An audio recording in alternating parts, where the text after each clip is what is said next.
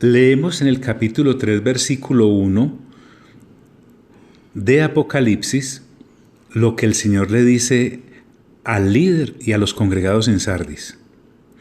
Escribí al ángel de la iglesia en Sardis, el que tiene los 7 espíritus de Dios y las 7 estrellas, dice esto: yo conozco tus obras, que tienes nombre de que vives y estás muerto. Sé vigilante y afirma las otras cosas que están para morir, porque no he hallado tus obras perfectas delante de Dios. Como veíamos entonces, en esta congregación local todo se circunscribía al formalismo, pero nada de vida. Entonces, el Señor Jesús, que se les presenta como el que tiene los 7 espíritus de Dios, les está diciendo: ustedes no tienen el Espíritu Santo. Y su vida, que es la que le da razón de ser a una congregación local. Entonces ahí cobra sentido lo de sé vigilante, que le dijo anteriormente. Sería conveniente que le diéramos una mirada a la historia en sí de la ciudad, para que veamos cómo la coincidencia es bastante entre lo que a la ciudad le ocurrió como tal y lo que a la congregación le estaba ocurriendo, y por lo tanto cuando el Señor les hace estas reconvenciones, sabe muy bien que allí en aquella congregación todos le están entendiendo. Fíjese usted que la ciudad había sido capturada 2 veces por sus enemigos por falta de vigilancia de parte de sus habitantes. Con razón el Señor les dice: sé vigilante. Ramsay, nuestro historiador invitado, dice, abro comillas, escuche pues y grábeselo para que a la vez haga la aplicación a lo que estaba ocurriendo posiblemente en esa congregación, y por eso el Señor Jesús les está diciendo esto. Era la primera ciudad cuando Creso era su rey, porque este hombre era de una inmensa fortuna. Sin embargo, confiaban demasiado en la aparente resistencia de su fortaleza. Las murallas y las puertas eran tan fuertes como en arte y para poder resistir cualquier embate.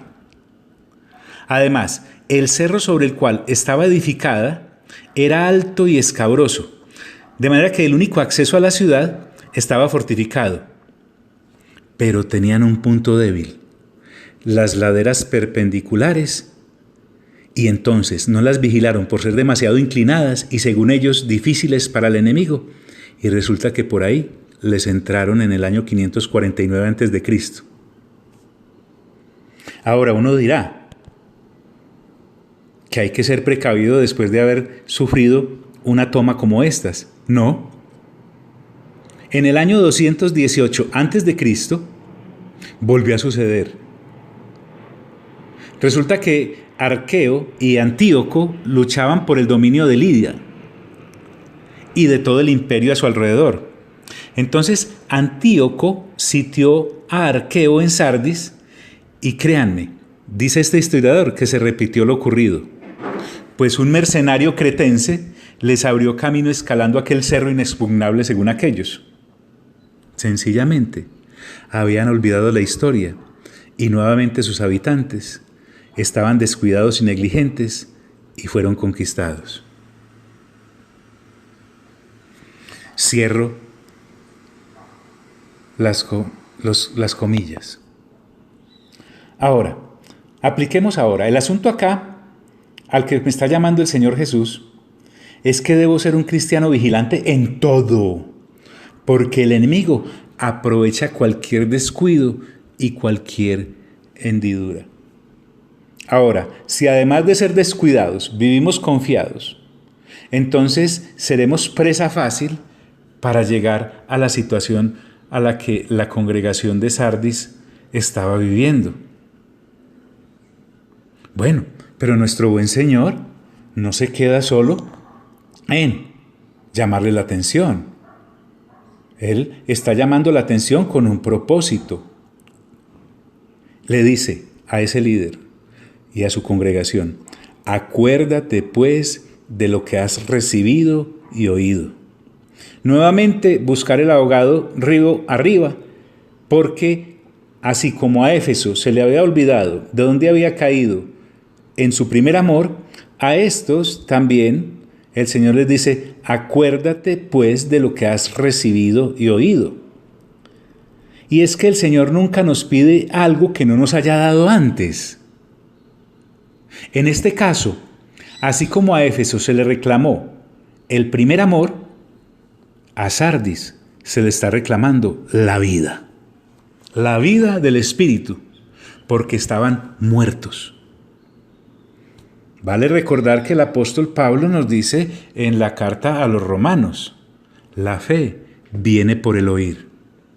Seguramente habían bajado también la guardia en cuanto a escudriñar y seguir renovando el entendimiento con las Sagradas Escrituras, que eso lo mantiene a uno avivado, vivito. Acuérdate pues de lo que has recibido y oído y guárdalo. O sea, que no se le vuelva a perder. Y agrega: y arrepiéntete. Cuando le dice guárdalo, es porque a ese líder, a esa congregación, se les está asignando el deber de mantener vivo y conservar vivo el camino de la vida en el Espíritu. ¿Por qué? Porque es que el descuido es sancionado por el Señor. Nosotros somos sujetos activos de esta ecuación en la cual el avivamiento en nuestras vidas y en la congregación local se mantiene. El Señor no dice: los voy a avivar y los voy a guardar. Él le dice al líder: acuérdate, le dice: guárdalo, y le dice: arrepiéntete. Recordemos que arrepentirnos es cambiar de manera de pensar para cambiar la manera de vivir. Así que este descuido en mantener vida espiritual en una congregación local, en su líder y en los congregados, se constituye en un pecado, porque el Señor está diciendo: arrepiéntete. El descuido en nuestra vida espiritual es un pecado por omisión. No es que yo no peco activamente, pero sí lo haces omitiendo el deber de guardar lo que Dios nos mandó a guardar.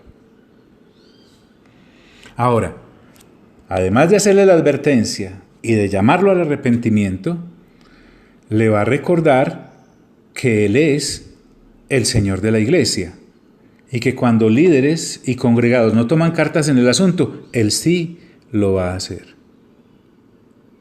Bueno, pero por hoy te envío un fuerte abrazo y te deseo el mejor de los días.